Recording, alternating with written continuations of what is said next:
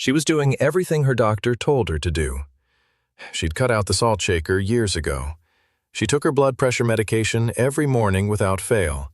She walked 3 times a week. She'd read the labels on her food. She genuinely believed she had this under control. But every morning, about 40 minutes after breakfast, she'd feel it. A slight pressure behind her eyes, a heaviness in her head that wasn't quite a headache. She'd sit down, wait for it to pass, and chalk it up to getting older. When she finally brought her blood pressure monitor to my office and showed me her morning log, I saw it immediately. Her readings were consistently highest in the late morning, not in the evening, not after stress, not after any obvious trigger. They spiked reliably, every single day, in the 2 hours after breakfast. We didn't change her medication, we changed her breakfast. Within 3 weeks, her morning readings had dropped an average of 14 points. The pressure behind her eyes was gone. She called the office just to say that she hadn't realized how not fine she'd been feeling every morning, until she finally felt fine. What she was eating wasn't what most people would consider a bad breakfast. That's what makes this conversation so important, and that's what I want to spend time on today. Because the breakfast that's quietly driving blood pressure up in people over 60 is often not the one anyone is warning them about. Let me start by explaining something about blood pressure and morning physiology that most people don't fully appreciate, because understanding it makes everything else make more sense. When you wake up, your body is not starting from a neutral place.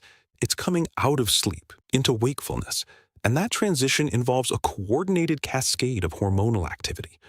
Cortisol surges, adrenaline rises, blood vessels constrict slightly in preparation for upright activity. Blood pressure climbs, often significantly, in the first hour or two after rising. This is called the morning blood pressure surge, and it's a normal physiological event. In healthy younger adults, it's managed smoothly. In people over 60, particularly those with existing hypertension, arterial stiffness, or reduced kidney function, that morning surge can be steep and prolonged. And what you put into your body in that first meal of the day either helps regulate that surge or amplifies it. The cardiovascular system is most vulnerable in the morning hours. Most heart attacks and strokes cluster between 6 and noon. The morning blood pressure spike is a significant part of why. And breakfast, what you eat, what's in it, how much of it, is either one of your best tools for managing that window or a daily habit that's working directly against your medication. Now, let me tell you about the breakfast that concerns me most. And I want to be specific because vague warnings about processed food help no one. The worst breakfast pattern I see, consistently and repeatedly in people over 60 with high blood pressure, is the carbohydrate-heavy, protein-light breakfast, and specifically the kind that looks healthy on the surface.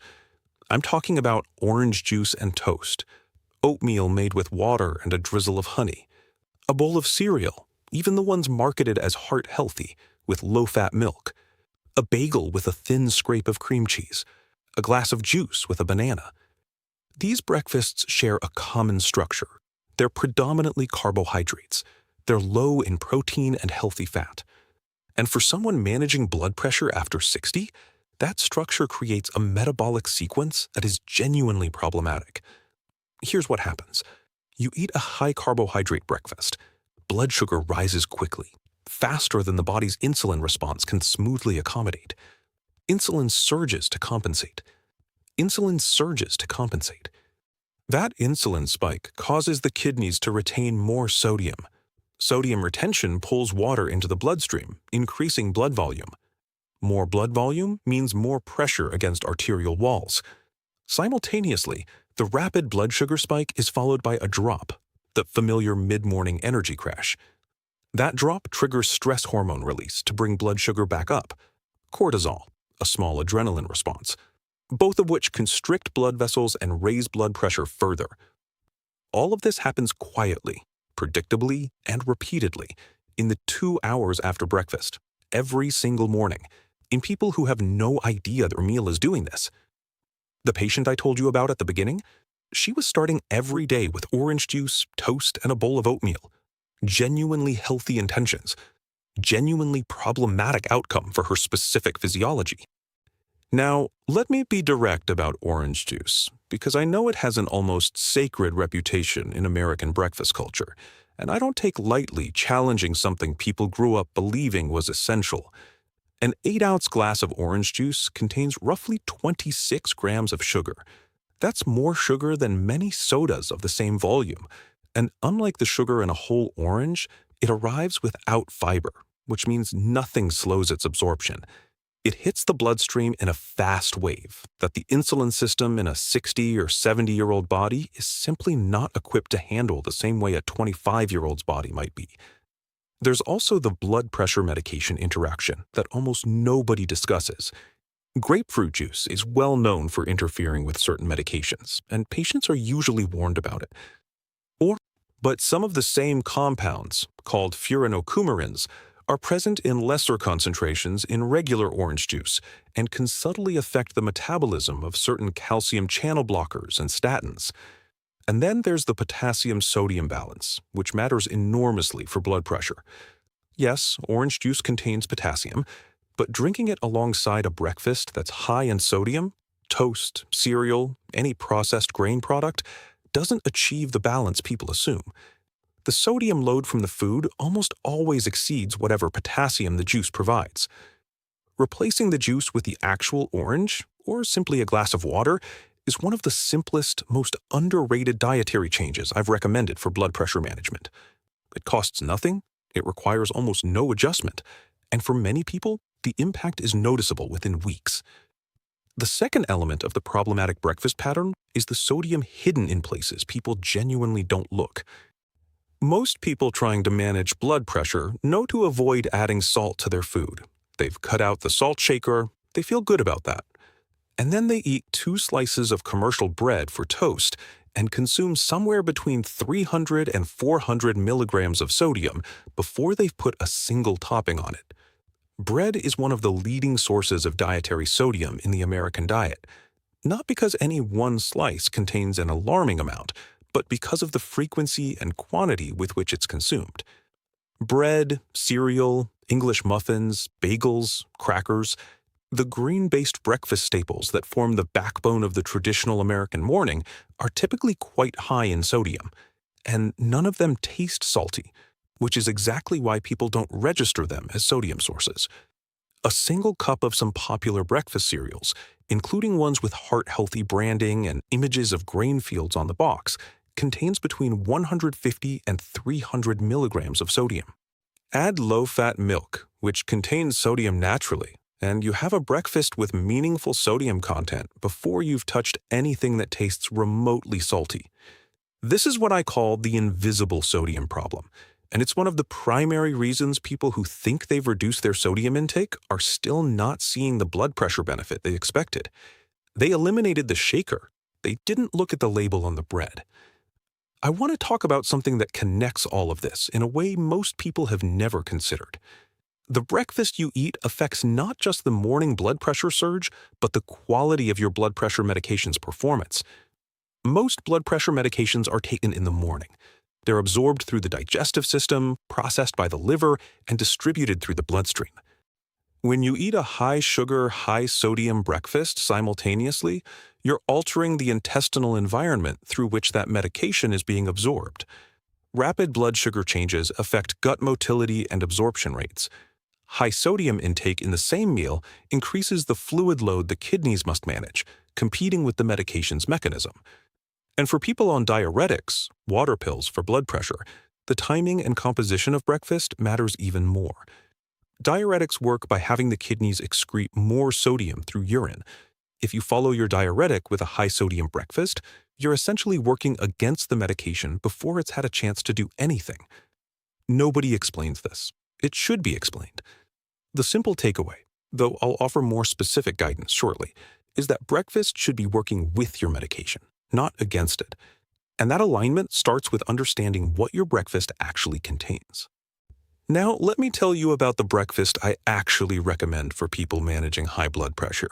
Not as a prescription, but as a framework for thinking about what the morning meal should accomplish. Protein anchors the breakfast. Eggs are among the most useful foods you can eat if you have high blood pressure, for reasons that go beyond simple nutrition. They're high in protein, which slows gastric emptying and moderates the blood sugar response to everything eaten alongside them. They're rich in potassium, magnesium, and other minerals that directly support vascular function. And contrary to a decades-long misconception that has been substantially revised by modern research, moderate egg consumption does not meaningfully elevate cardiovascular risk in most people, including those with existing heart conditions. I've had patients resistant to this because they remember being told to limit eggs in the 1980s. That guidance, while well-intentioned for its time, was based on research that has since been significantly updated.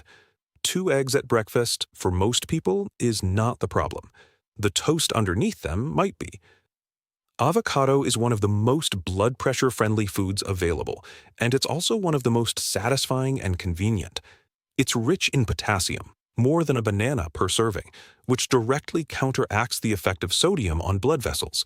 It provides healthy fats that slow digestion and stabilize blood sugar. And eaten in the morning, it contributes to satiety that reduces the urge to reach for processed food mid-morning. Berries, blueberries, strawberries, raspberries, contain compounds called anthocyanins and flavonoids that have been shown in multiple studies to measurably reduce blood pressure over time, particularly when consumed regularly. They're low in sugar relative to most fruit, high in fiber, and add genuine cardiovascular value beyond their caloric contribution. Plain Greek yogurt provides protein, probiotics that support gut health and indirectly influence blood pressure regulation, and calcium and magnesium. It is not the same as flavored yogurt, which often contains amounts of added sugar that negate its benefits entirely.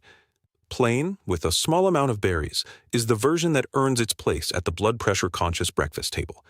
And water first thing in the morning, before coffee, before food, is genuinely useful. After 8 hours without fluid intake, the body is slightly concentrated. Rehydrating before breakfast supports kidney function, reduces the viscosity of blood slightly, and gives the cardiovascular system a better baseline from which to start the day. Let me spend a moment on coffee, because I know it's the first thing many people think of, and I want to give you an honest answer rather than a reflexive warning. Caffeine does temporarily raise blood pressure. In regular coffee drinkers, this effect is modest, and the body develops a degree of tolerance. In people who drink coffee only occasionally, the effect can be more pronounced. For most people with managed hypertension who drink 1 to 2 cups of coffee in the morning, this is not the primary concern. The breakfast food surrounding that coffee is far more impactful over the course of the day than the caffeine itself. What does matter is the content of specialty coffee drinks. A large flavored latte from a coffee chain can contain 40, 50, sometimes 60 grams of sugar and significant sodium from flavored syrups. That drink, consumed as a morning routine, creates a blood sugar and sodium burden that a plain cup of black coffee simply doesn't. If your morning coffee has become a dessert-adjacent ritual rather than a simple cup of coffee, that's worth reconsidering. Not the caffeine. The contents. I want to close the clinical part of this conversation with the most practical summary I can offer. Read the sodium content on anything packaged that you eat at breakfast. Target under 600 milligrams of sodium from your entire morning meal. Most people managing blood pressure should be aiming for under 1,500 milligrams per day total. And if a significant portion of that is consumed before 9 in the morning in food that doesn't even taste salty, the rest of the day becomes very difficult. Replace juice with water or the whole fruit. Every time. The fiber changes everything. Anchor breakfast with protein. Eggs, Greek yogurt, nuts, smoked salmon. Any protein source that slows the blood sugar curve and keeps the insulin response moderate. If you take blood pressure medication in the morning, take it consistently. Same time, same conditions. And be aware that grapefruit and significant grapefruit juice consumption can affect certain medications, as can very high fiber meals that might delay absorption. Track your blood pressure at the same time each day, ideally about 2 hours after breakfast, and notice whether a dietary change produces a measurable result. Your body will tell you if you're listening consistently. Here's what I want you to hear beneath all of the clinical detail. Blood pressure management is not just a medication conversation. It is a whole day conversation. and it starts the moment you open your eyes. The morning blood pressure surge is real, it's significant, and the food you reach for first has more influence over how your cardiovascular system handles that surge than most people have ever been told. That woman I mentioned at the beginning, she didn't need a medication change. She needed someone to ask about her breakfast. 14 points in 3 weeks from one conversation. You might be in the same situation, doing everything right by the measures you've been given and still not getting the result you deserve, because no one looked at the meal that starts your day. Now you have. Tell me in the comments, what does your typical breakfast look like? I genuinely want to know. Are you a cereal person, an oatmeal person? Does orange juice feel non-negotiable to you? There are no wrong answers here, and what you share might help someone else reading the comments recognize something in their own routine. Where are you watching from today? If this was helpful, there's another video here about the hidden sodium in foods that most people managing blood pressure would never suspect, including several that are actively marketed as heart-healthy. It builds directly on what we covered today, and I think it will genuinely surprise you. Take care of yourself. And tomorrow morning, before you pour that juice, remember that your first meal of the day is a decision that matters more than most people realize. Make it work for you.